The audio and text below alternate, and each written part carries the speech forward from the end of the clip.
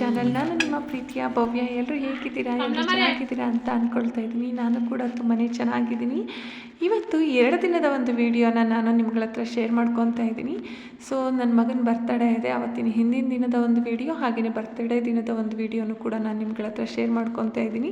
Friends, ನನ್ನ ಈ ಒಂದು ಚಾನಲ್ಗೆ ನೀವೇನಾದರೂ ಹೊಸಬ್ರಾಗಿದ್ದರೆ ದಯವಿಟ್ಟು ಸಬ್ಸ್ಕ್ರೈಬ್ ಮಾಡ್ಕೊಂಡು ನೋಡಿ. ಹಾಗೆಯೇ ಇಷ್ಟ ಆದರೆ ಒಂದು ಲೈಕ್ ಮಾಡಿ, ಕಮೆಂಟ್ ಮಾಡಿ, ಶೇರ್ ಮಾಡಿ. ವಿಡಿಯೋನ ಎಲ್ಲೂ ಕೂಡ ಸ್ಕಿಪ್ ಮಾಡದೆ ಪೂರ್ತಿಯಾಗಿ ನೋಡಿ ಫ್ರೆಂಡ್ಸ್. ಕುಯ್ದಿದ್ವಲ್ಲ ಆ ಕಡೆಯಿಂದ ತೊಟ್ಟಿ ಕಡೆ ಹೆಣ್ಣಾಕ್ಲ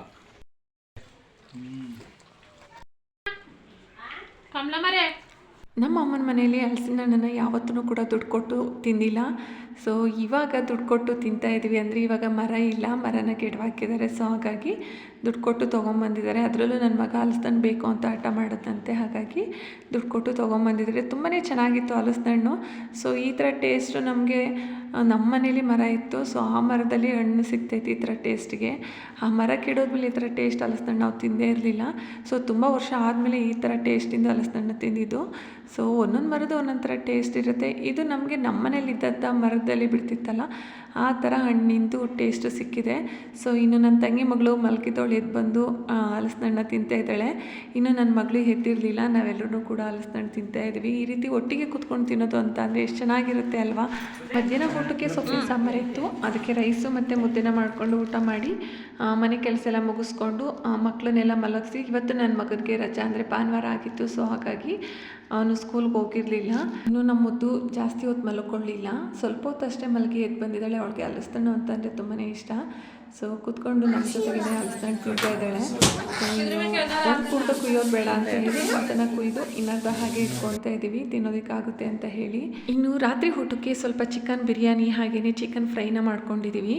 ಸೊ ಇನ್ನು 12 ಗಂಟೆಗೆ ಕೇಕ್ ಕಟ್ ಮಾಡಿಸೋಣ ಅಂತ ಹೇಳಿ ನಾವೆಲ್ಲರೂ ಕೂಡ ವೆಯ್ಟ್ ಮಾಡ್ತಾಯಿದ್ವಿ. ಮಕ್ಳುಗಳೂ ಕೂಡ ಮಲಗಿರಲಿಲ್ಲ. ಸೊ 11:15 ಆಯಿತು, ಎಲ್ಲ ರೆಡಿ ಮಾಡ್ಕೊತಾ ಇದ್ದೀವಿ. ಇನ್ನು ಇವನು ಮಲಗಿದ್ರೆ ಎದ್ದೇಳೋದಿಲ್ಲ. ಸೊ ಹಾಗಾಗಿ ಮಲಗಕ್ಕೆ ಬಿಡ್ದೇನೆ ಹಾಗೆಯೇ ಮಾತಾಡಿಸ್ಕೊಂಡು ಕೂತಿದ್ವಿ. 5 ನಿಮಿಷ ಮಲಗ್ಕೊತೀನಿ ಅಂತ ಹೇಳ್ತಿದ್ದ, 5 ನಿಮಿಷನ ಮಲಗಕ್ಕೆ ಬಿಡಲಿಲ್ಲ.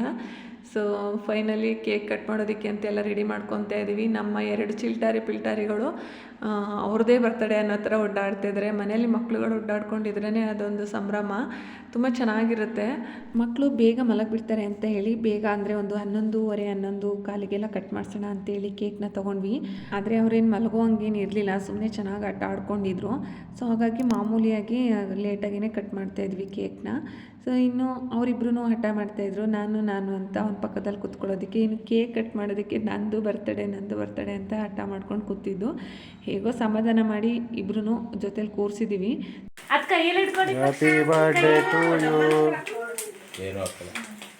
ಮಕ್ಕಳು ಖುಷಿಯಾಗಿದ್ದರೆ ನಾವು ಖುಷಿಯಾಗಿದ್ದಂಗೆ. ಇನ್ನು ಮಕ್ಕಳು ಎದ್ದಿರುವಾಗಲೇ ಕೇಕ್ ಕಟ್ ಮಾಡಿಸಿದ್ರೆ ಒಂದು ಸಂಭ್ರಮ ಅನ್ನೋದಿರುತ್ತೆ. ಮಕ್ಳಿಗೆ ಅವರಿಬ್ಬರೂ ಮಲಗದ ಮೇಲೆ ಕೇಕ್ ಕಟ್ ಮಾಡಿಸಿದ್ರೆ ಅಷ್ಟೊಂದು ಸಂಭ್ರಮ ಅಂತ ಅನಿಸೋದಿಲ್ಲ. ಸೊ ಹಾಗಾಗಿ ಅವ್ರು ಎದ್ದಿರುವಾಗಲೇ ಕೇಕ್ ಕಟ್ ಮಾಡಿಸೋಣ ಅಂತ ಕಟ್ ಮಾಡಿಸ್ತಾ ಇದ್ದೀವಿ. ಅವರಿಬ್ರು ನಾನು ಫಸ್ಟು ಅಂತ ಹೇಳ್ತಾಯಿದ್ರು. ಸೊ ನಮ್ಮನೆಯವರು ಮತ್ತು ನಮ್ಮ ತಂಗಿ ಯಜಮಾನರು ಇಬ್ಬರು ಸೇರಿ ಅಂದರೆ 3 ಜನದ ಕೈನೂ ಹಿಡಿದು ಕೇಕ್ ಕಟ್ ಮಾಡಿಸಿದ್ರು. ಸೊ ಇನ್ನು ಎಲ್ಲರೂ ಕೂಡ ಕೇಕ್ ಕಟ್ ಮಾಡಿಸಿ ಕೇಕ್ ತಿನ್ನಿಸಿ ಫೋಟೋ ಗೀಟೆ ಎಲ್ಲ ತಗೊಂಡ್ವಿ. ಮಕ್ಕಳಂತೂ ಫುಲ್ ಖುಷಿಯಾಗಿ ಆಟ ಆಡ್ಕೊಂಡು ಖುಷಿಯಾಗಿದ್ರು. ಇತ್ತಾಗ ಒಂಚೂರು ನೋಡು.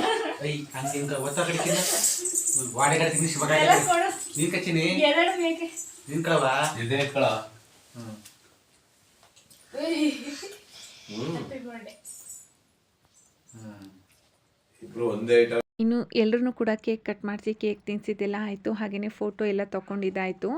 ಇದೆಲ್ಲ ಮೆಮೊರೀಸು. ಎಲ್ಲರೂ ಒಟ್ಟಿಗೆ ಯಾವಾಗ ಸೇರ್ಕೊತೀವಿ ಆವಾಗ ಒಂದೊಂದು ಸೆಲ್ಫಿ ತೆಗೆದಿಟ್ಕೊಂಡ್ರೆ ತುಂಬ ಚೆನ್ನಾಗಿರುತ್ತೆ. ರಾತ್ರಿ ಎಲ್ಲ ಮುಗಿಸಿ ಅಷ್ಟೊತ್ತು ಕೂತ್ಕೊಂಡು ಮಾತಾಡಿ ಎಲ್ಲ ಮಲ್ಕೊಳ್ಳೋ ಅಷ್ಟರೊಳಗಡೆ ಏನಿಲ್ಲ ಅಂದ್ರೂ ಒಂದು 2 ಗಂಟೆನೇ ಆಯಿತು ಅನಿಸುತ್ತೆ. ಸೊ ಟೈಮ್ ಅಷ್ಟಾಗಿ ನೋಡೋಕೆ ಹೋಗಲಿಲ್ಲ ಮಾತಾಡ್ತಾ. ಇನ್ನು ಮಕ್ಳುಗಳು ಕೂಡ ಅಷ್ಟೊತ್ತಾದರೂ ಮಲಗೇ ಇರಲಿಲ್ಲ. ಇನ್ನು ನನ್ನ ಮಗ ಬೇಗ ಹೋಗಿ ಮಲ್ಕೊಂಡ, ಬೆಳಗ್ಗೆ ಕ್ಲಾಸ್ ಇದೆ ಅದಕ್ಕೆ. ಸೊ ಇನ್ನು ಇದಿಷ್ಟು ರಾತ್ರಿ ವಿಡಿಯೋ ಆಗಿತ್ತು. ಇದು ಬೆಳಗಿನ ವಿಡಿಯೋ ಆಗಿರುತ್ತೆ. ಸೊ ರಾತ್ರಿ ಲೇಟಾಗಿ ಮಲಗಿರೋದ್ರಿಂದ ಬೆಳಗ್ಗೆನೂ ಕೂಡ ಎಲ್ಲರೂ ಲೇಟಾಗೇ ಇದ್ವಿ. ಇನ್ನು ತಿಂಡಿಗೆ ಪುಳಿಯೋಗರೆನ ಮಾಡ್ಕೊಂಡಿದ್ವಿ. ನನ್ನ ಮಗನಿಗೆ ಸ್ಕೂಲಿಗೆ ಟೈಮ್ ಆಗುತ್ತೆ ಅಂತ ಹೇಳಿ ಅವನಿಗೆ ಬೇಗ ಪುಳಿಯೋಗರೆನ ಮಾಡಿಕೊಟ್ಟು ನಾವಿನ್ನೇನು ಎಲ್ಲೂ ಹೋಗೋಂಗಿರಲಿಲ್ಲ. ನಮ್ಮನೆಯವರೊಬ್ಬರು ಮಾತ್ರ ಕೆಲಸಕ್ಕೆ ಹೋಗಬೇಕಿತ್ತು. ಸೊ ಅವರೂ ಕೂಡ ಇವತ್ತೊಂದು ಅರ್ಧ ಗಂಟೆ ಲೇಟಾಗಿ ಹೋದರು. ಇನ್ನು ಮಕ್ಕಳಿಗೆಲ್ಲ ತಿಂಡಿನ ತಿನ್ನಿಸ್ಕೊಂಡು ನಾವು ತಿಂಡಿನ ತಿಂದು ಮನೆ ಕೆಲಸ ಎಲ್ಲ ಆಮೇಲೆ ಮಾಡಿದ್ರಾಗುತ್ತೆ ಅಂತ ಅಂಗನವಾಡಿ ಕರ್ಕೊಂಡು ಹೋಗ್ತಾ ಇದ್ದೀವಿ. ಸೊ ಇನ್ನು ನನ್ನ ತಂಗಿ ಊರಲ್ಲೇ ನಾನು ನನ್ನ ಮಗಳನ್ನ ಕರ್ಕೊಂಡು ಹೋಗ್ತಾ ಇದ್ದೀನಿ. ನೋಡಬೇಕು ಅಲ್ಲಿ ಕೂತ್ಕೊಂತಾಳೆ ಇಲ್ವೋ ಅಂತ. ಇನ್ನು ನನ್ನ ತಂಗಿ ಮಗಳೂ ಕೂಡ ಹೋಗಲ್ಲ ಅಂತ ಹೇಳ್ತಾ ಇದ್ಲು. ಸೊ ಅಲ್ಲಿಗೆ ಹೋದ್ಮೇಲೆ ಸುಮ್ಮನೆ ಕೂತ್ಕೊಳ್ತಾಳಂತೆ ಅವಳು. ಇನ್ನು ನಾವು ಕೂತ್ಕೊಳ್ಳೋರ್ಗು ನಮ್ಮ ಮನೆಯವಳು ಅಂದರೆ ನನ್ನ ಮಗಳು ಕೂತ್ಕೊಂಡಿದ್ಲು.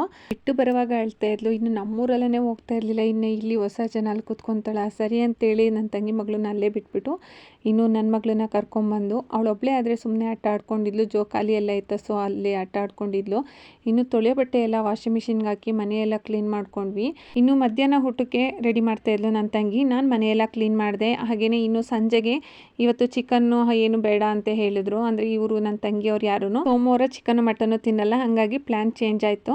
ಸೊ ಪಲಾವು, ಅನ್ನ, ತಿಳಿ ಸಾಂಬಾರು, ಪಾಯಸ, ಬಜ್ಜಿ ಇದು ಮಾಡ್ಕೊಳ್ಳೋಣ ಅಂತ ಮಾತಾಡ್ಕೊಂಡ್ವಿ. ನನ್ನ ಮಗಳನ್ನ ಜೋಕಾಲಿಯಲ್ಲಿ ಕೂರಿಸ್ಬಿಟ್ಟು ಮನೆ ಕೆಲಸ ಎಲ್ಲನೂ ಮುಗಿಸ್ಕೊಂಡ್ವಿ.